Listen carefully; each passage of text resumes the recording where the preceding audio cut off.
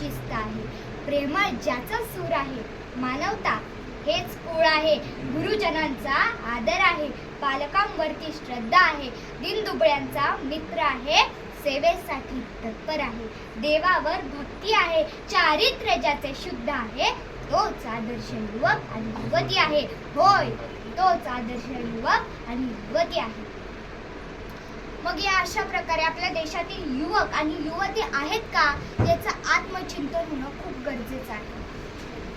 नुकताच राम मंदिराचा लोकार्पण सोहळा पार पडला. तसेच परवाच्याच दिवशी बलिदान मास होता छत्रपती संभाजी महाराजांचा. आणि म्हणूनच मी आपणास छत्रपती संभाजी महाराजांचं करारी व्यक्तिमत्व सांगणार आहे. जेव्हा छत्रपती संभाजी महाराज औरंगजेबाच्या कैदेत होते तेव्हा ते औरंगजेबाला काय म्हणाले ते मी तुम्हाला सांगणार आहे. ते लक्षपूर्वक ऐका.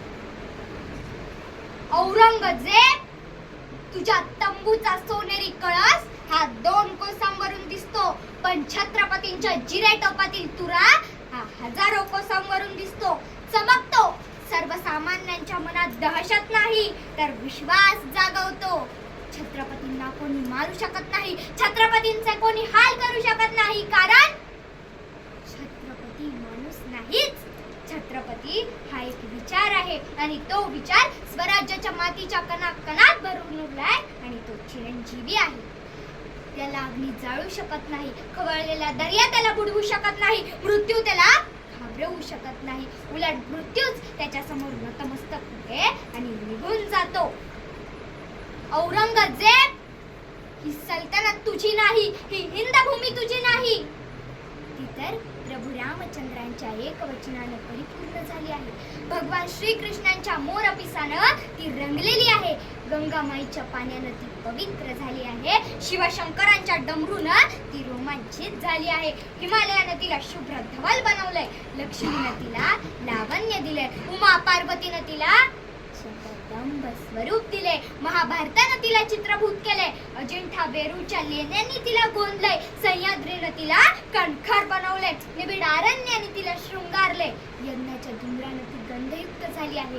करुणा आणि अहिंसेने तिला पुष्ट बनवले.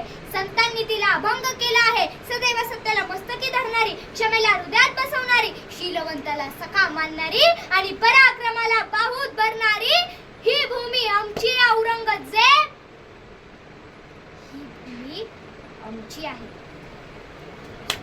तसेच महाराणी येसूबाईंनी सुद्धा स्वराज्याप्रतीचे जे अनमोल असे योगदान दिले आहे ते आपणास कधीच विसरता येणार. अहो, 1690 ते 1719 अशी तब्बल 29 वर्ष त्यांनी कैदेत काढली. 17 वर्ष महाराष्ट्रात तर 12 वर्ष दिल्लीला. काय भावना झाल्या असतील त्यांच्या, काय विचार आले असतील त्यांच्या मनात. त्यांचा आत्मविश्वास ढळला नसेल ना, कसं सांभाळलं असेल त्यांनी स्वतःला. या सर्व प्रश्नांची प्रत्येक स्त्री शक्तीला, प्रत्येक मुलीला हात जोडून विनंती करू इच्छिते की शरीरानं सुंदर होण्यापेक्षा विचारानं सुंदर व्हा, आचरणानं सुंदर व्हा, चारित्र्याने सुंदर व्हा, संस्कारानं सुंदर व्हा. मग बघा, हजार काय, लाखो काय, अहो करोडो माती तुमच्या समोर आदराने झुकतील आणि हीच खरी श्रीमंती असेल तुमच्यासाठी, तुमच्या आई वडिलांसाठी नव्हे तर तुमच्या संपूर्ण कुळासाठी. मला हे जिजाऊ विचार, शिव विचार आणि शंभू विचार प्रत्येक घराघरात, प्रत्येक गावोगावी, प्रत्येक शहरात, प्रत्येक राज्यात, अहो नव्हे तर या 7 समुद्रापलीकडे मला या तेहेरी विचारांचा जागर घालायचंय आणि या तेहेरी विचारांचा मळवट भरून मला माझ्या स्वराज्याचा झेंडा चौफेर मिरवायचा आहे. आणि यासाठी मला साथ हवी आहे ती तुम्हासारख्या शिव मावळ्यांची. द्याल ना साथ मला हे शिवकार्यात? द्याल ना पाठिंबा मला? आता जाता जाता एवढंच बोले, आदमी ना कद से बड़ा होता है ना पद से. हाँ दोस्तों, आदमी ना कद से बड़ा होता है ना पद से. जो दूसरों की मुसीबतों में उसका साथ खड़ा रहता है वही सबसे बड़ा होता है, वही सबसे बड़ा. जय जिजाऊ, जय शिवराय, जय शंभूराजे. धन्यवाद.